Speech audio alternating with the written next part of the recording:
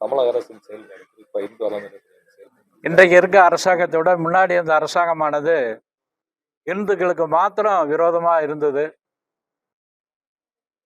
இந்துக்கள் மத்தியில் ஒரு பெரிய விழிப்புணர்ச்சி ஏற்பட்டு தொடர்ந்து இந்துக்களுடைய போராட்டத்தின் மூலியமாக அந்த அரசாங்கத்தை தோற்கடிக்க முடிஞ்சது. அந்த கூட்டணி அரசாங்கம் தோற்றுவிட்டது. இப்போ புதிதாக வந்திருக்கக்கூடிய நம்முடைய விஜய் ஜோசப் அவர்கள் பதவியேற்பு விழாவில் நான் எல்லா மதத்துக்கும் சமமாக நடந்துக்குவேன், இது மதசார்பற்ற நாடு, எந்த வேறுபாடு இல்லாமல் நடந்துக்குன்னு சொல்லியிருந்தாரு. நாமளும் கூட அந்த அரசாங்கத்துக்கும் முதல்வருக்கும் ஒரு பாராட்டு தெரிவிச்சிருந்தோம். ஆனால் சபாநாயகர் பதவி ஏற்கும் போது பைபிளை மேல்கோட் காட்டி தான் அவர் பதவி ஏற்றிருக்கின்றார். ஏன்னா அவர் ஒரு கிறிஸ்தவர். முதல் சட்டசபை கூட்டத்தில் நம்முடைய இன்றைக்கு எதிர்க்கட்சியாக இருக்கக்கூடிய தலைவர் உதயநிதி அவர்கள் சனாதனத்தை பற்றி அங்கே பேசினார். இவங்க அந்த சட்டசபையில் அதை கண்டிச்சிருக்கணும் அப்படிங்கிறத அந்த அரசாங்கம் கண்டிச்சிருக்கணும் நம்முடைய நோக்கம். தொடர்ந்து இந்த சபாநாயகரும் அந்த கூட்டணி கட்சியில் இருக்கக்கூடிய இவர் நம்முடைய விடுதலை செய்தியோட அமைச்சர் சேர்ந்த வன்னியரசு அவர்கள் அமைச்சர் அவர்களும் ஒரு கிறிஸ்தவ கூட்டத்தில் போய் கிறிஸ்தவர்கள்லாம் நிறைய இன்னும் போராட்டம் நடத்தணும் அப்படி சொல்லி அவங்கள தூண்டி விட்டுருக்காங்க. ஏற்கனவே ஜகத் கஸ்பர் ஒரு முஸ்லீம் ஒரு கூட்டத்தில் போய் முஸ்லீமை தூண்டி விட்டார்.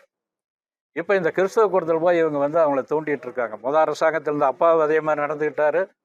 இப்போ இருக்கக்கூடிய சபாநாயகர் அந்த மாதிரி கூட அந்த அமைச்சர் விடுதலை செய்தியை சேர்த்து நடந்திருக்காங்க. தொடர்ந்து இந்த கோயில் இடங்களையும் கூட நம்ம தொடர்ந்து சொல்கிறோம். அந்த 3000 சில்லற ஏக்கரை உடனே எதுக்காக அவ்வளோ அவசரமாக உடனே அறிவிப்பு கொடுத்தாங்கன்னு தெரியல. ஏன்னா அங்கே இடைத்தேர்தல் வருது, இடைத்தேர்தல் மையமாக வச்சு சொன்னாங்களா நமக்கு என்னன்னு தெரியல. அது என்ன இருக்குன்னு விசாரிக்கணும், ஆய்வு பண்ணணும்.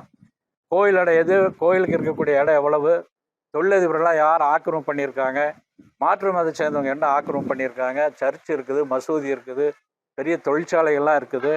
அதெல்லாம் ஆய்வு பண்ணி உண்மையான விவசாயிகளுக்கு போய் சேரணும் அப்படிங்கிறத நம்முடைய நோக்கம். இந்த அரசாங்கம் அப்படி நடந்திருந்தாலும் நம்ம பாராட்டலாம். அதனால் இந்த அரசாங்கத்தை வன்மையாக கண்டிக்க வேண்டிய ஒரு சூழ்நிலை தான் இருக்குது இந்த முன்னணி. அண்ணாமலையும் கூட இந்த கரூர் சம்பவத்துக்கு ஒரு அறிக்கை கொடுத்துருக்காரு. அவர் நல்லா விஷயம் தெரிஞ்சவர். அவர் மேலே இந்து முன்னணிக்கு ஒரு பெரிய மதிப்பு மரியாதை இருக்குது. ஆனால் நேற்று அறிக்கையில் அவர் அதை அப்படி சொல்லலை. அவர் யாருக்கு போய் விவசாயிக்கு போய் சேரணும் எதுவும் இல்லை. ஆனால் அவர் சொல்லியிருக்கலாம். இந்து முன்னணி பொறுத்த வரைக்கும் அவர் ரொம்ப அவசரப்பட்டாருங்கிறதா நம்முடைய கணிப்பு. ஏன்னா ஏற்கனவே இந்த மாதிரி பாரதிய ஜனதா கட்சியிலிருந்து நிறைய பேர் வெளியே போயிருக்காங்க. போனவங்களாம் மறுபடியும் திரும்பி வெவ்வேறு கட்சி ஆரம்பித்து போட்டு மறுபடியும் திரும்ப பாரதிய ஜனதா ஐக்கியமாயிருக்காங்க. பல்வேறு முன்னுதாரணங்கள் இருக்குது. இவர் கொஞ்சம் வேகப்பட்டார். நல்ல திறமையான மனிதர், நல்ல மனிதர், அப்படிதான் நாம் அவர் நம்பணும். ஆனால் அந்த நம்பிக்கைக்கு தகுந்த மாதிரி வேற மாதிரி போயிருக்காரு. இங்கேருந்து அமெரிக்காவில் போய் இந்துக்களுக்கு விரோதமாக நாத்திகம் பேசக்கூடிய அந்த கூட்டத்தில் அமெரிக்காவில் போய் சிறப்புரை ஆற்றியிருக்கின்றார். கிறிஸ்தவ முஸ்லீம்கள்லாம் வேறுபடக்கூடாதுங்கிற மாதிரி பேசியிருக்காரு. நம்முடைய சிந்தனையிலிருந்து அவர் வெளியே போயிருக்காருன்னு தான் நம்ம நினைக்கிறோம்.